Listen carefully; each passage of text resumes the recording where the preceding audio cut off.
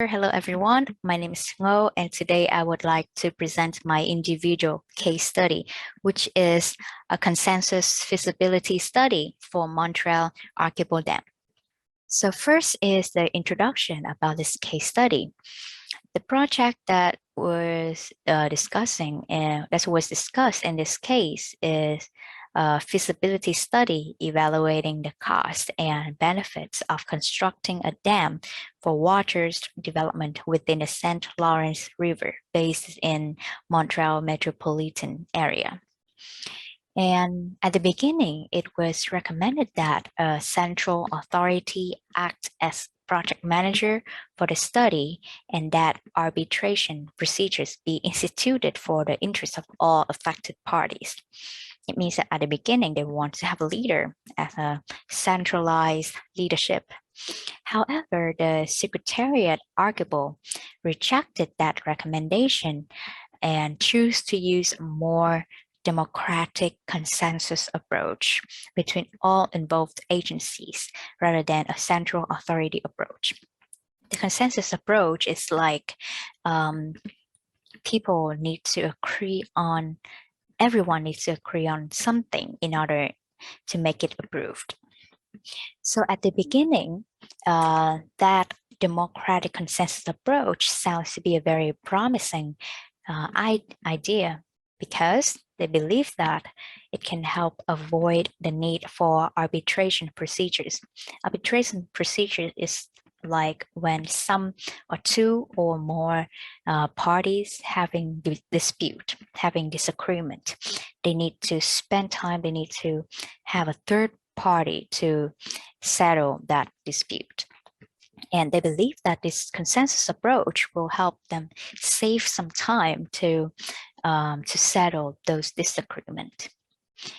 And next, they also believe that this approach would lead to a solution acceptable to all. Of course, that's the rule of the consensus approach. Everyone needs to agree on it in order to make it approved. So they think that they can find a solution that that can make everyone happy with. And lastly, they want to protect the jurisdictional responsibilities of all departments. Jurisdictional responsibilities is like the power to make legal actions. They want to make sure all the departments involved in this project have their own voice and are listened. So they choose this consensus approach so that everyone have the right to say no or yes to an opinion. So when it comes to analyze the situational and personal factors, I realized that for the situational, which is the environment of this case, there were 10 governmental departments, and those all departments have the veto right. The veto right is the highest right that allows you to refuse or approve a proposal. So in this case, all the 10 departments have the veto right.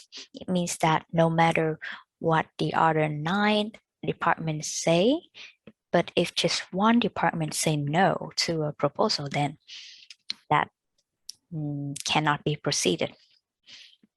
And of course, with this distribution of power, it was a very decentralized leadership structure. Everyone have the equal right to make decisions, so it's very decentralized. And in this case, they have very unclear objectives, rules of making decisions, or common priorities.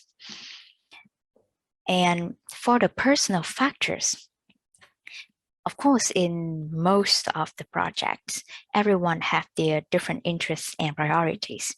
And it is the same in this case. All the 10 governmental departments have their own interests and priorities, but they didn't discuss about what is their common priorities. And also, in this case, there was no one to stand up and take the responsibility and to lead people, to influence people. They were lack of leadership. And also they abuse the veto power.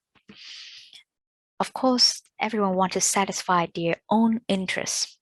And in this case, because they have the veto power, they just abuse it in order to satisfy their interests and goals rather than focusing on the common objectives and priorities of the organization. All right. So this leads to the conflicts, the problems of this case study, which is groups working on the project have different goals and expectations, everyone going in different directions. And there was significant uncertainty about who has the authority to make decisions. Since everyone have the equal power, no one really is the one who makes decision. And the results of this conflict was that the dam was postponed until the year of 2015, while only $35 million, which is less than the cost of the feasibility study, be spent on the recreational facilities. And any of the expensive support studies authorized by the Secretariat did not add significantly to the feasibility process. Also, the study appeared to take 1 to 2 years longer than necessary, with a correspondingly higher cost. The post-study, which is study about this project, say that the process was neither effective nor efficient. So what were the causes of this result? First, there was fear of litigation between governmental departments and municipalities. People were feared to take responsibility for their decision, which really tied to the lack of leadership. When everyone have the veto power, they can just abuse it, but never try to stand up to influence people and to take responsibility for their decision. Second, there was difficulty comparing positive and negative impacts due to a lack of decision rules. So come back to the main purpose of this project. It was to evaluate the cost and benefits of making this dam. However, there wasn't any clear decision rules. For example, the measurements, all the factors, on the like evaluating factors that they can base on. The only decision rules was to make everyone agree with, but there was no factors, there's no measurement that people can judge to make decision. And again, long delays and unavoidable sacrifices through a failure of the consensus process. So when it comes to consensus process, when someone say no to a recommendation, it means that people cannot continue with that idea and they have to think about another option. So that keep happening, and it takes a lot of time to find an ideal solution to satisfy everyone. So there was long delays because of that. So let's move on to the discussion. So did the consensus approach indeed lead to the solution that acceptable to all? And why wasn't everyone happy with this outcome? So in my opinion, there was no solution that can satisfy everyone. Even though the consensus approach, it sounds really ideal. Like, of course, the final outcome will be accepted by all, but in a real life situation, it's very hard to find such solution because everyone have their own interests and their own goals. And when the parties have the veto power, they abuse the veto power to satisfy their own interests rather than try to find a win-win solution. And that's why a consensus approach never guarantee a solution that's acceptable to all or can never make everyone happy. Second, does the consensus approach lead to what is best for the overall community. So since many of the goals were incompatible to start with, a consensual decision process with a veto override would simply have to reject all recommendation, and no matter how appropriate for the community. So even though there were very good opinions that was can let's say the best for the overall community, but if it's rejected by just one individual, then cannot be proceeded. So with this consensus approach, they might have like ignored or like passed lots of good idea for the overall community. And also, since this is a project to evaluate the advantages and disadvantages of making this dam, attempting to avoid conflict through mandated consensus simply defeats the purpose of any study in the first place. So next, the last question is that what approach should have been adopted to determine what was the best for the overall community? So although consensus is a highly desirable goal for public studies, leadership cannot be abandoned. They need a project manager to lead the project. And from the project manager, they need to have clear objectives and common priorities. I think this is when the consensus should be put into. Right now, they put the consensus approach into the last stage of the decision making. It's like a gatekeeper for all the opinions. But they should put this consensus approach into the first stage of this project management, which have everyone agree to their objectives and priorities. Then after that, people work along with it. People will base on these objectives and priorities to execute this project. Also, again, they need to have a very clear rules of making decisions. What is the key factors? What are the measurement to make sure that individual personal interests will not overtake the common and the mutual interests of the project.